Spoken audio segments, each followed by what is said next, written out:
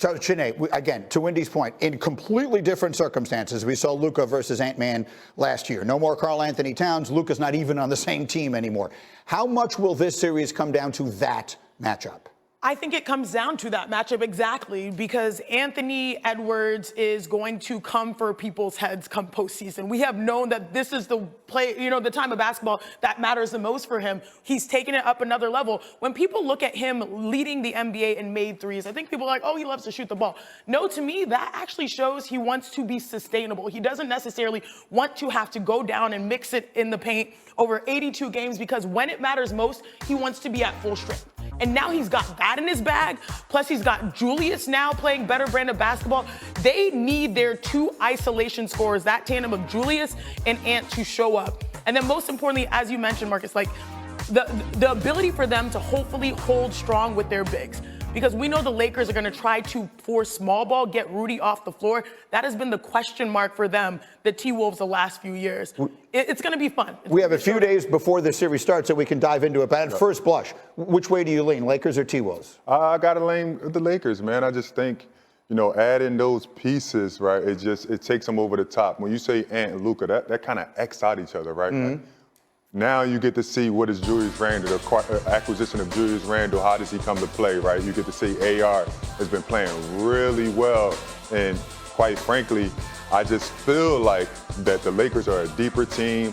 Luka killed the Timberwolves last year, right? Like, how do you game plan for that now, adding LeBron James to the mix, right? What is LeBron's role? What is, so we've been waiting all this time. They make the trade. Okay, can't wait to see what it looks like in the playoffs. The playoffs are here. What's it going to look like? He's super versatile, right? You play him at the center, you play him at the power forward. He can play the point guard. He's adding to Luka Doncic. He let Luka Doncic be free. LeBron James, at his age, is still one of the best players in the NBA, and that says a lot. He's coming into this confident. The Lakers team are playing really well. AR is playing really well. Understatement. Finley is playing really well. Listen, right. I think they have all the pieces that complement each other to get to where they need to be. Look, I like Ant Edwards for making this matchup spicy, right? But the truth is that you have Luka Doncic who can go turbo mode whenever he wants to if he gets mad. And of course, that puts LeBron James in the off-ball position, which actually helps him so he doesn't have to put the entire team on his back while he's asked to do more defensively with them being small.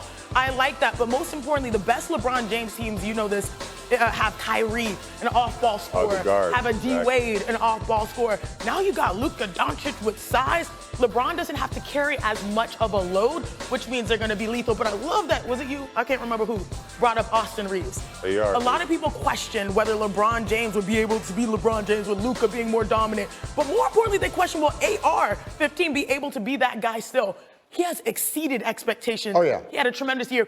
Candidate for most improved. Hey, Wendy, put a final word on this. Again, you were with me the day after the trade happened, and we were, well, let's see what it looks like when we get to the, well, now it's here. What do we expect it to look like? This is LeBron's 18th time going to the playoffs. It'll be the lightest lift he's ever had to give, which is ideal because he is 40 and he should be able to save his energy throughout the game to sort of deliver in the fourth quarters. That's been the Lakers' strategy since Luka arrived. And I think most importantly, the big thing is going to be LeBron on defense. He is most effective when he can be a rover and a helper. And the Timberwolves will put out lineups where he will be able to move off of a guy, whether it's Rudy Gobert or Jaden McDaniels. This is a comfortable potential for LeBron to be able to play more comfortably in his setup, even though the Wolves are a much more dynamic offensive team than they were in the conference finals last year. Again, we hit the weekend till we get the Lakers. We have Steph and the Warriors playing the play-in tomorrow night. We have our games on Wednesday. I'm dying to get everyone's perspective on this. Mikal Bridges of the Knicks started their game yesterday because he has a consecutive game started streak. And so he starts the game. This is the opening of the game. He commits a foul on purpose 6 seconds in, goes to the bench, and his teammates are giving him high fives.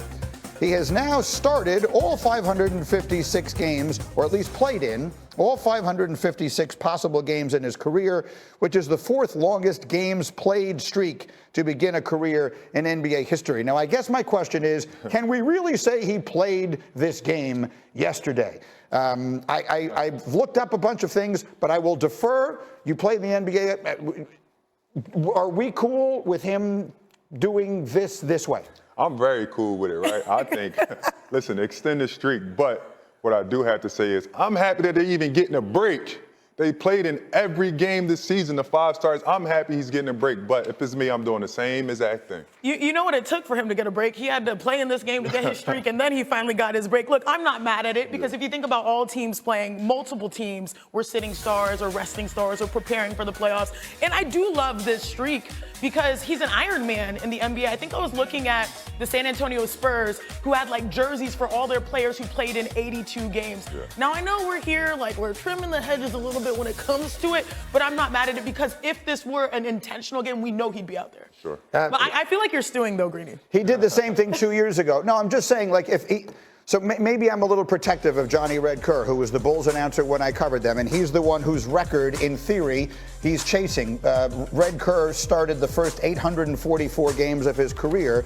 I guarantee you he didn't play 6 seconds and commit an intentional foul in order to extend that streak in any of them. And Windy, maybe I'm on an island here. This doesn't sit right with me. How do you feel about it? Sorry, Greeny, no big deal. If he was injured and he just limped out there and just fouled to continue the streak, he's healthy. If he had to play 35 minutes, he could have played 35 minutes. I'm fine with it. Also, this has been happening in the NBA for years. Yesterday in Cleveland, Jared Allen played 1 minute and fouled to leave the game so he could play all 82, which was really important for him. I don't care about it. He was healthy. He could have played. It wasn't like he was violating any spirit of the rule. I understand that. I guess, I don't know. This comes back to this whole sort of old school, new school thing, right? And if this is a new school thing to do and everyone is doing it, then I don't want to be the old fart who's sitting here complaining all about it. I did go back to my notes because I wanted to make sure I had this right, that in the final game of his final season as a Chicago Bull in the NBA, Michael Jordan played a meaningless final game, right? The Bulls finished 60-22 that year, I think. And though they had already wrapped up everything they had to be wrapped up, and he played all 82 games that year. He didn't play 6 seconds. He scored 44 points in a meaningless game. And so when people talk about the disconnect, I think sometimes between previous generations and the generation that's playing now, and I understand and I respect both sides of it, I think this is just something that in the past would not have been done. Yeah, I totally agree. But there's only one Michael Jordan, one Kobe Bryant, one person that honestly is the standard when it comes to how players approach the game no matter what. We are in a different age. I'm sorry, Greeny, but this is just where we are. I'll let it go. Look, I'm certainly not here to say this is the worst thing that has ever happened, but I think there's one thing to say that there was a consecutive started streak, and another thing to say there's a consecutive games played streak. I know they do this in the NFL sometimes.